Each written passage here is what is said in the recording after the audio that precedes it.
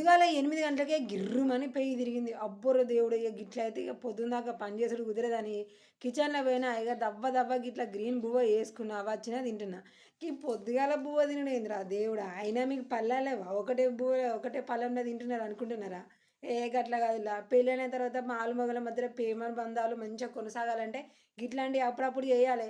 పెళ్లి రోజు తినిపిత్తరు. ఎందుకు మీకు ఎరకలేదా? ఒకసారి మీ అమ్మ నాన్నని అడుగులి మంచిగా చెప్తారు. పెళ్లి రోజు ఎందుకు తినిపిస్తారో గట్ల ఎవ్రీడే మంచిగా ఫాలో కావాలి.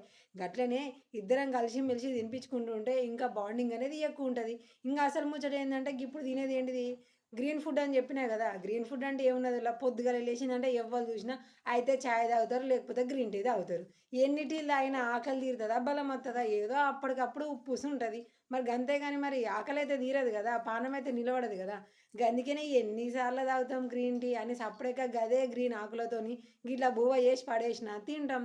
జబర్దస్త్ బలమొస్తది. మళ్ళా పొద్దుగూకేదాకా ఆకలనిపియది. పెయ్యంతా గాబర గాబర అనిపియది. గదేనుల్లా పుదీనా బువ్వ మంచిగా లేదు.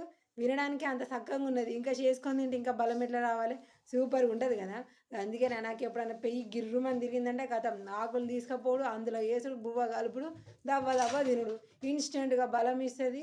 మళ్ళా పొద్దుగూకేదాకా ఆకలి గాకుండా ఉంటది. సూపర్‌గుంది గదా ఐడియా! మీరు గూడా ఒకసారి ట్రై చేయాలి. ప్రేమ అనురాగాలుంటాయి. మంచిగా ఏమంటారో అర్థం చేసుకునే మనస్తత్వం గూడా పెరిగిపోతది. సూపర్‌గుంటది.